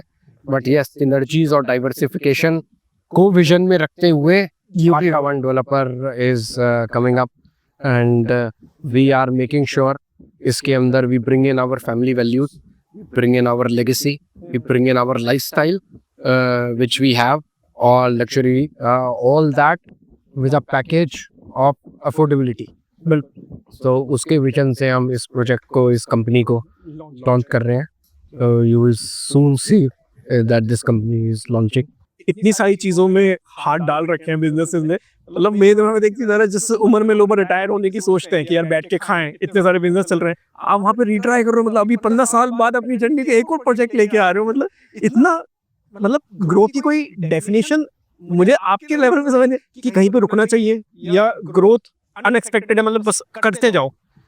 देखो यार, ये तो अपना अपना नेचर और अपना अपना माइंडसेट है सबका. मैं ये कहूँगा, आज जैसे जब मैंने बिजनेस ज्वाइन किया था 2010 में, तो उस टाइम पे भी ऐसा था कि मैं अगर करंट बिजनेस को ही संभाल सकता था, है उसी से जो आता मजे से अपना लाइफ निकाल सकता था पूरा का पूरा. लेकिन बट वो लाइफ क्या होती है ना, कि आपने खुद से क्या किया है ना, अपने दम पे क्या किया, अपने हाथ से क्या किया, खुद क्या सीखा, उससे आपको किक नहीं मिलती थी, उससे लर्निंग, खुद करके क्या लर्निंग बनाई तुमने अपनी लाइफ के अंदर, जो तुम खुद भी सीखो और लोगों को भी सिखा सको, लोगों को भी इंस्पायर कर सको चीजों के अंदर. चाहे वो लोग बाहर के लोग हो, फैमिली के मेंबर्स हो, तुम्हारे बच्चे हो, सब चीजें हो, यू नो, कहीं ना कहीं.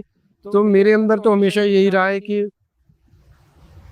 ग्रोथ इज लाइफ, है ना, और तो कुछ नहीं है. आप बच्चा भी एक उम्र से बढ़ता बढ़ता ग्रो ही कर रहा है. बिल्कुल है, एज में भी ग्रो कर रहा है, हाइट में भी ग्रो कर रहा है. तो ग्रोथ तो एक लाइफ है ही ना. और ये बच्चे को अगर हम बिजनेस मान ले तो ये भी बच्चा मान लो, ये भी बच्चा ही है आपका.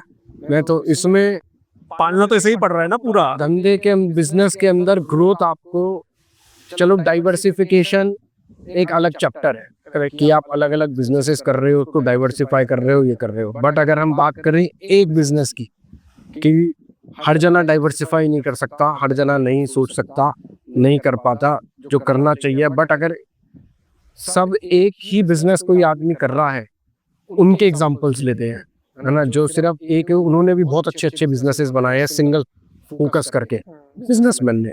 लेकिन अगर वो भी ग्रो नहीं करेंगे तो उनका बिजनेस फेल हो जाएगा. तो सर आज की जनरेशन लेकिन वो फेल हो जाएगा. लेकिन आज की जनरेशन इस चीज में रुक जाती कि 40 के बाद हम रिटायर्ड होना है.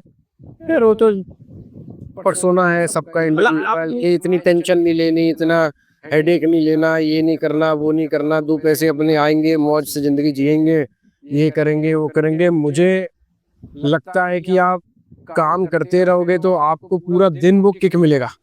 कुछ कर रहे हो, काम कर रहे हो, है ना, आप कुछ नहीं कर रहे हो तो क्या करोगे यार, है ना, कुछ तो करने को चाहिए. आप पूरा दिन खाली तो नहीं बैठ सकते कि आप घर पे खाली बैठे, ऐसा आए जा रहा है बस बैठे हो. कि पैसा आए भी जा रहा है तो भी आप खाली कैसे बैठ सकते हो कि पूरा दिन मैं ऐसे बजे से बैठा हूँ, पूरा दिन कुछ नहीं कर रहा, टीवी देखूंगा, ये करूंगा, वो करूंगा. कितना टाइम कर लेगा आदमी, उसको कुछ तो चाहिए करने के लिए, प्रॉब्लम सॉल्व करने के लिए, खेलने के लिए कुछ तो चाहिए. प्रॉब्लम सॉल्विंग कहीं कुछ तो चाहिए ना, तो लगाएगा कि ये बात हुई, अच्छा इसको ऐसे सोल्व कर लो, ये कर लो. हाँ, हेक्टिक हो सकता है, आप उसको कम कर सकते हो. उसको कम करने के लिए आप टीम डालो, है ना, टीम मिड लेवल मैनेजमेंट बनाओ, टॉप लेवल मैनेजमेंट बनाओ, को फाउंडर्स ले आओ, अपना थोड़ा स्टेक स्ट्रेटेजिक पार्टनर्स को बेच दो, वो सारी चीजें करो. बट उसमें कुछ तो इन्वॉल्वमेंट आप रखें एक एज तक. हाँ, आप 50 के हो गए, 50 के नहीं, मैं कहूँगा 55 के हो गए, 60 के हो गए, तब एक डिफरेंट मैटर है. आप कहते हो यार मैं पूरा वर्ल्ड घूमना चाहूँगा, सब करूँगा, ज़्यादा हेक्टिक नहीं चाहिए, डे टू डे ऑपरेशन से बाहर आ जाऊँगा, सब चीज़ें करूँगा. लेकिन वहाँ तक एज में तो आपको कुछ कुछ तो करोगे यार, कुछ तो चाहिए करने को रोज। और आप वो पैसा आने से आप लाइफस्टाइल अपना एंजॉय करो ना, सब चीजें करो। आज मैं बहुत अच्छा लाइफ और वर्क बैलेंस को मेंटेन करता हूँ। मुझे नहीं लग रहा, लेकिन जैसे अभी हम बात कर रहे हैं, मुझे लग रहा है आप एक बिजनेस से निकलते हो दूसरे बिजनेस में चले जाते हो, दूसरे से थर्ड में। मतलब मेरा क्वेश्चन भी ये आने वाला था कि आप मतलब अपने आप को मतलब कहते हैं ना वर्क लाइफ बैलेंस जो आजकल बहुत इन रहता है जेंजी के, अगर हम बात करें कि यार अपनी वर्क लाइफ बैलेंस के साथ मेंटल सेटिस्फेक्शन के लिए क्या कर रहे हो, पैसा है सब कुछ है, लेकिन अपने आप को खुश रखने के लिए क्या कर रहे हो? देख, खुश रखने के लिए तो बहुत थिन लाइन है कि किसी को खुशी किसी में मिलती है, किस चीज में नहीं मिलती है खुशी। कई लोगों से पूछो, वो कहते हैं हमें तो काम में ही खुशी मिल जाती है, नहीं मिलती। बट अगर तुम मुझसे पूछोगे तो अगर मेरे को सारी चीजें नहीं मिले, तो मुझे सर्कल कंप्लीट ना हो मेरा, तो मुझे लगता है वो खुशी कंप्लीट नहीं है। खुशी एक कोई एक चीज से नहीं मिल सकती, एक कंप्लीशन से मिल सकती है खुशी। ओके। और वो कंप्लीशन मेरे लिए क्या है, मेरा बिजनेस है, कि वो बिजनेस को मैं कैसे ग्रो कर सकता हूँ, उसके लिए मैं कैसे टीम अच्छे से बना सकता हूँ, है वो मैंने सेट कर दिया। तो एक इसको ऐसे समझो, एक पजल ज्वाइन कर रहे हो आप, पजल के पीसेस हैं, आप पीसेस पूरे कर लोगे तो आपको खुशी मिल गई। तो मैं इस चीज को कैसे कहूँगा, मेरे क्या क्या पीसेस हैं इसके।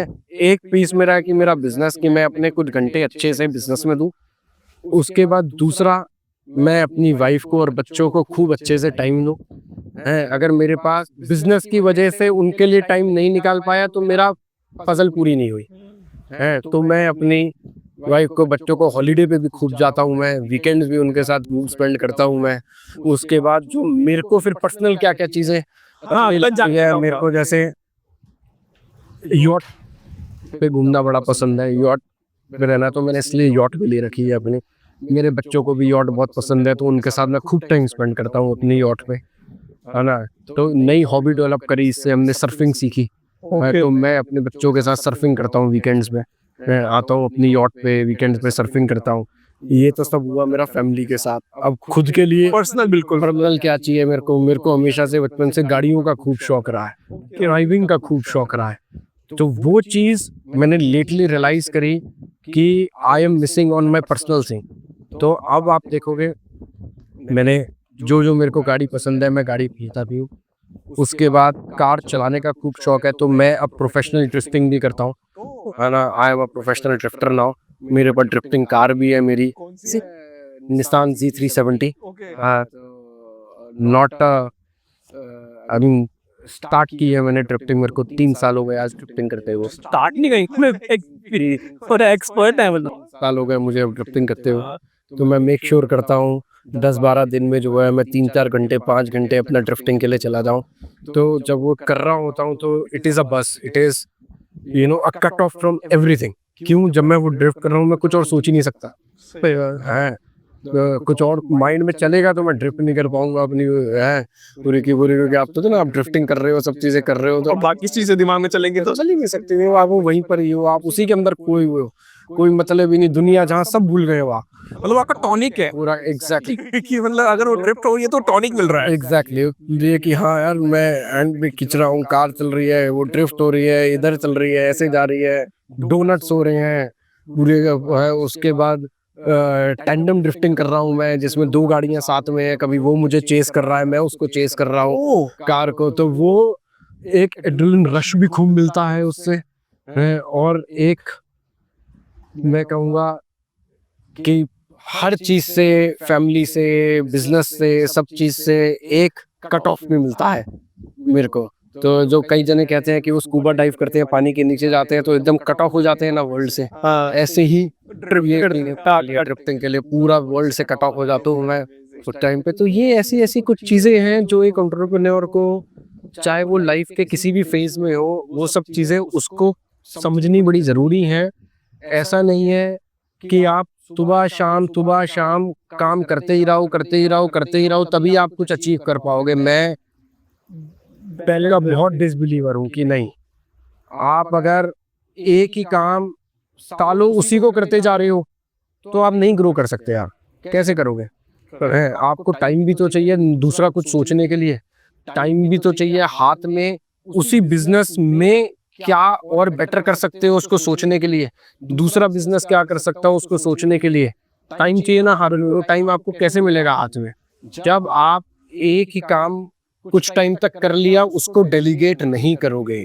करेक्ट। आपको करना ही पड़ेगा डेलीगेट। अगर आप उसको डेलीगेट नहीं करोगे तो आप ना ग्रो कर सकते हो, ना डाइवर्सिफाई कर सकते हो, ना life work life balance maintain कर सकते हो उस चीज को। तो ये सारी चीजें आपको करनी चाहिए जो मैं अपनी लाइफ के अंदर प्रैक्टिकली कर, बहुत हर बिजनेस में आप देखोगे मेरे सबकी रिफ्लेक्शन मिलेगी इन सब चीजों की आपको मेरे। और आपने बड़े मतलब कैसे एक अलग अलग सेगमेंट्स में रख रखा है, मतलब कोई मतलब एक तरफ माइंड है तो एक तरफ ही माइंड है, उसकी को कंप्लीट करके दूसरे पे जाना है, और पूरा जो आपने ए टू जेड बना रखा है, मतलब ये बहुत बड़ी बात है। मतलब आपने एक एक चीज को बारीकी से कि अच्छा ये चीज हम लोग कर सकते हैं तो हमें करनी चाहिए।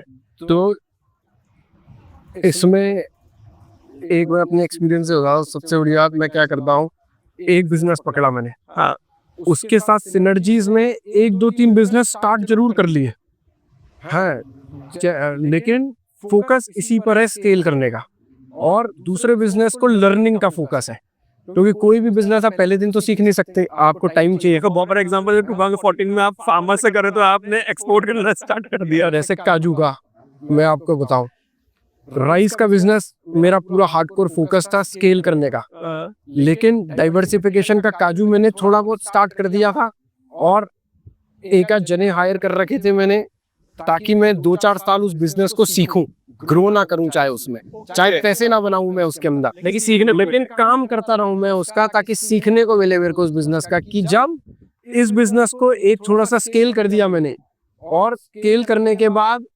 इसमें मैं सीनियर मैनेजमेंट टीम ले आया या को फाउंडर ले आया, correct, that person is looking after day to day of the business, I get off from the day to day and I become the chairman of the business, है ना, ताकि मैं ग्रोथ को ग्रोथ की strategy develop कर सकूं उसकी, और कुछ सिनर्जीज डेवलप कर सकूं उस बिजनेस की, meanwhile getting away from the day to day. Day to day से एक ही बिजनेस में आप डे टू डे सालों साल लगे रहोगे तो आपने एड ऑन क्या किया, बोरियत भी हो जाएगी कि आप एक ही काम कर रहे हो क्योंकि ग्रो भी नहीं कर रहे हो आप। एग्जैक्टली। चाहे वो एम्प्लॉय हो कोई, आज कोई एम्प्लॉय भी अपनी ग्रोथ देखता है ना, वो ग्रोथ कैसे देखता है कि यार मेरे को वॉल्यूम ज्यादा मिले, टीम मेरे नीचे ज्यादा बन जाए, ज्यादा काम में देख सकूं, है ना, तो Authority आ जाए, अथॉरिटी आ जाए, तो ये एक वो ग्रोथ देखता है वो भी।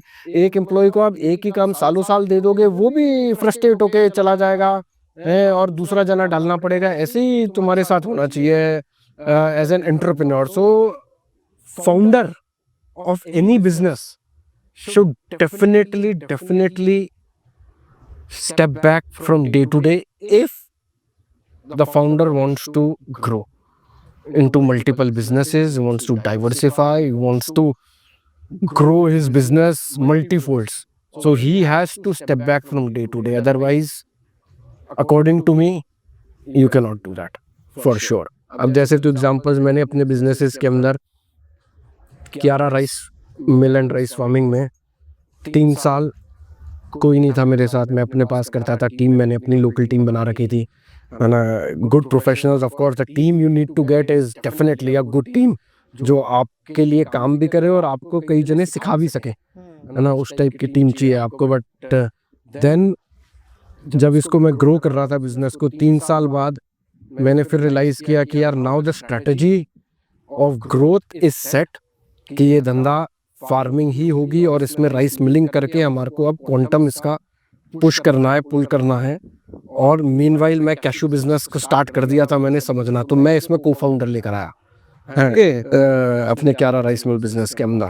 और वो को फाउंडर मैंने कहाँ से सेलेक्ट किया, always first choice for me is look in the family, है ना, कि मेरी एक्सटेंडेड फैमिली में और फैमिली में क्लोज फैमिली में कि who are people, what are they doing right now, है ना, इधर उनके साथ मैं सिनर्जीज अपनी बना सकता हूँ कि नहीं बना सकता। अदर एंटरप्रेन्योर्स सेज कि फैमिली मेंबर्स को नहीं लेके आना चाहिए क्योंकि आप उनको कोई फायर नहीं कर सकते या उनसे कभी काम नहीं निकलवा सकते, लेकिन ऑन द आप लेके आ रहे हो। नहीं, डिफरेंस है।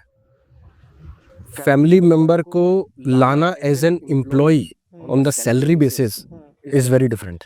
Okay, but when I say that I get a family member as a co-founder and all, I get him as a strategic partner. Okay, I dilute my equity. No, I make him the stakeholder of the business. Okay है, और उसमें ऐसे ही select करना पड़ता है कि the person what he is doing I am able to offer him much bigger, है ना। तो वो उसकी स्टेक वो इक्विटी मैंने दे देता हूँ मैं, है ना उसको। जैसे मैंने इसमें इक्विटी ऑफर करी, हाँ, to my cousin, you know, I will equity. He is not from that field, that does not matter for me. मेरे लिए क्या मैटर करता है कि जो जना मैं लेकर आऊं वो उस धंधे को अपना समझ के धंधा चला सके। करेक्ट। क्यों? जो नॉलेज है वो मैं नॉलेज उसको पास ऑन कर रहा हूँ, बाकी टीम हायर करके नॉलेज हम खरीद रहे हैं एक तरीके से, एक्सपीरियंस परचेज कर रहे हैं एक तरीके से। बाकी उस धंधे की नॉलेज तो मैं उसको ट्रांसफर कर रहा हूँ धीरे धीरे, so that person becomes capable of doing that. तो अब जैसे मैंने इसमें एक जना इकट्ठा किया तो वो डे टू डे मैनेज कर रहा है ना, ग्रोथ स्ट्रेटेजी मैं ही ड्राइव कर रहा हूँ उसकी। डे टू डे से मैं निकल गया कि आज पैडी खरीदनी है, हाँ मेरे को परचेज वाले को बोलना है कि हाँ भाई पैडी खरीद, कितनी पैडी खरीद रहे हो तुम, क्या स्ट्रेटेजी बनानी है, क्या तूने हफ्ते में कितनी पैडी खरीदी, पेमेंट वाले से यहाँ कितनी पेमेंट हुई, सीएफओ से मुझे बात करनी है कि भाई फाइनेंस कैसे मैनेज करना है, कितना हो रहा है। तो उन सब से मैं दिन के 4 घंटे निकाल दिए ना मैंने अपने बाहर। अब ये दूसरे बिजनेस में इन्वेस्ट होती है। दूसरे बिजनेस में 4 घंटे इन्वेस्ट करूंगा, उस बिजनेस में जहां मेरे दिन के 5 घंटे लगते थे उसको मैं 1 घंटे पे लिया। करेक्ट। तो this is type of thing, मतलब ये एक बहुत माइंडसेट का माइंडसेट का कि कैसे करनी चाहिए। एग्जैक्टली। तो कैश्यू के अंदर मैंने 6-7 साल खुद अपनी टीम के साथ करता गया, चलता चला गया, उसको ग्रो करता चला गया। अब एक लेवल आया, अब जहाँ पे मेरे को इसको इंटीग्रेट करना था, फुल इंटीग्रेशन। अब इसको जो फुली इंटीग्रेट करना है, again I need to get a guy, ताकि मैं जो दिन के 6-7 घंटे हैं, there needs to be a guy, क्योंकि प्रोसेसिंग करनी है मेरे को इसकी, कि मैं तो उतने दिन और वहाँ पे बैठ के नहीं कर पाऊंगा। Why I am doing multiple businesses, I need a cofounder again in this business. Again, how I identified, again I started with a family member and friends, and in the family, in the friends. So I got my very close friend जो तीसरी class से, उन दोनों साथ में है 3rd class से। आपकी रिलेशन बहुत इम्पोर्टेंट, रिलेशनशिप बड़े इंपॉर्टेंट है मेरे लिए। तो मैं अपने रिलेशनशिप सबसे, हर जने से आप देखोगे मैं किसी के साथ भी काम कर रहा हूँ, कोई भी मेरी top level team, management team होगी, कहीं ना कहीं वो उसके साथ पुराना मेरा एक रिलेशन चलता आया है, चाहे हम काम करें ना करें। वहाँ से एक माइंडसेट, ओनली माय फंडा इज माइंडसेट। अगर मेरा माइंडसेट उसके साथ नहीं बैठ रहा कि मैं उसके साथ एक हफ्ता, जैसे मैंने पलाश को मैं लेकर आया, पलाश ने मुझे ज्वाइन किया, तो सेलेक्ट करने के लिए मैंने 1 हफ्ता उसके साथ स्पेंड किया कि 4-4, 5-5 घंटे हम दोनों इधर चले गए, कहीं चले गए, बैठ के बातें कर रहे हैं। उन्हें पता नहीं है कि आप सोच रहे हो कि थोड़ा पता भी है और नहीं भी पता है ना। तो एक माइंडसेट बनाने के लिए कि यार वो माइंडसेट हम बैठ के बात, हेल्दी कॉन्वर्जेशंस कर पा रहे हैं कि नहीं कर पा रहे हैं, सिमिलर बैंडविड्थ बन रही है कि नहीं बन रही है, तभी आप वो कर सकते हो। तो which is where there you play an important role. तो ऐसे ही हर बिजनेसेस का है बिल्कुल का सारा। तो नहीं तो आदमी के पास टाइम तो उतना ही है ना यार, दिन में 24 घंटे 24 घंटे में से भी यार आप 10 घंटे आप साइड करो कि आपको अच्छे से सोना है, करना है, तो कैसे 10 घंटे तो आपके ऑफ है, और फिर 2 घंटे 3 घंटे आपको अपने लिए साइड करने हैं। करेक्ट। चाहे आप कुछ ना करो उसके अंदर, लेकिन दिन के 2-3 घंटे आपके पास ऐसे होने चाहिए आप खुद के साथ खाली बैठे हो जाए, कि भाई मैं अपने ऊपर कि मैं खाली बैठा हूँ, उसके अंदर मुझे कुछ नहीं करना, मैं तो सिर्फ बैठा हूँ। ताकि आपने जो किया भी उसको आप रिव्यू कैसे करोगे, सही बात। काम को आप पूरा दिन मोनोटोनस लगे रहोगे, खत्म, आपको पता ही नहीं आपने सही किया गलत किया, कोई आपको बताने वाला नहीं है। वो तो खुद ही हो ना आप अपने आप को जज करने वाले, बताने वाले, वो कैसे करोगे, टाइम चाहिए हाथ में उसके लिए। बिल्कुल। तो for entrepreneurs it is very very important यार, you need to have time in your hand. लोग कहते हैं कि यार सुबह से शाम का कैलेंडर भरा होना पड़ता है, पूरा का पूरा भरा हुआ होना चाहिए सुबह से शाम का कैलेंडर, ये मीटिंग के बाद ये मीटिंग के बाद ये मीटिंग के बाद ये मीटिंग ये मीटिंग। मैं इस तरीके से नहीं चलता, मेरा तो बिल्कुल अलग एजेंडा चलता है। कोई वैसे बाहर वालों के साथ मीटिंग है वो मेरी ऑर्गेनाइज रहती है, with in the team members मेरी कोई भी मीटिंग प्लान्ड और ऑर्गेनाइज्ड नहीं रहेगी।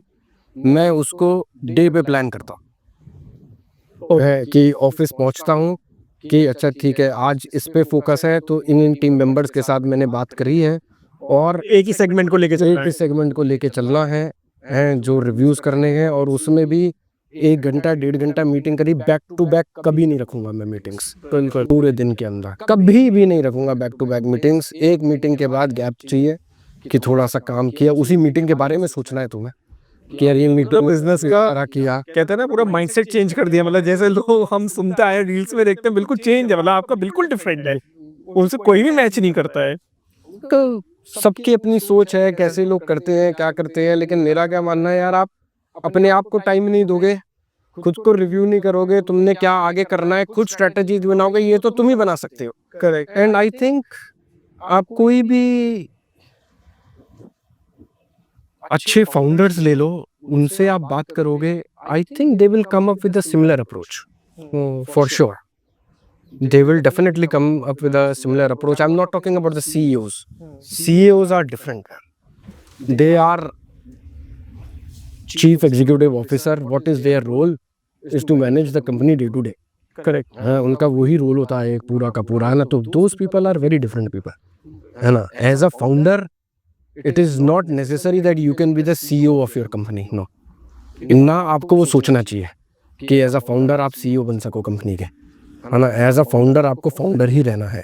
आप CEO कुछ टाइम के लिए बन सकते हो कंपनी के, लेकिन अगर आप उसी कंपनी के CEO बने रहोगे तो आप एज अ फाउंडर अपने बिजनेस को ग्रो नहीं कर पाओगे, ना आगे बढ़ने आगे नहीं बढ़ पाओगे, ना डाइवर्सिफाई और कोई बिजनेसेस में। एक ही में लगे रह जाओगे। एक ही में सुबह शाम वही प्रॉब्लम को सॉल्व करने में लगे रहोगे, आप नई प्रॉब्लम सॉल्व करने में लगे रहे, आप उसके अंदर वही कि हाँ कितनी परचेज करनी है, क्या नहीं करनी, उसी में लगे रहे आप। उसके लिए एक पर्सन लाया जा सकता है कि पर्सन लाया जा सकता है और आपके सारे काम ये हो सकते हैं और आप आगे जाके और भी काम कर सकते हो।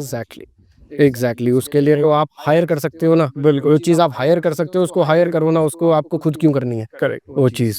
सो this is what I think I am living on. Amazing lesson आज सीखने को मिले आपसे बिजनेस के बारे में, और मेरे जो व्यूअर्स जुड़े हैं उनको भी बहुत ज्यादा लेसन्स मिले। अच्छा, आई होप ये कन्वर्सेशन हम और डायरेक्शंस में आगे बात करते रहे। There are lot of learnings एक बिजनेस डेफिनेटली और जो व्यूअर्स हैं, I hope they like it, है ना, और उनको भी सीखने को मिले, इंस्पायर हो सके वो लाइव एग्जांपल से कि एक बिजनेस कैसे, एक बिजनेस नहीं, founder, I want to talk about more about the founder brain, can know how a founder is thinking, what a founder should think and what he should do in his life so that he can do multiple businesses. एक वो आग क्या होनी चाहिए founder के अंदर, एक उसकी सोच क्या होनी चाहिए अलग अलग काम करने की, है ना। तो that is what makes me who I am, and that is what makes PGS Global where it is, and that is what it makes PGS Global where it wants to go, the direction. Thank you पुगित भैया। Oh, very nice. It is good. Thank you. Video को like share subscribe करना ना भूलें। Thank you.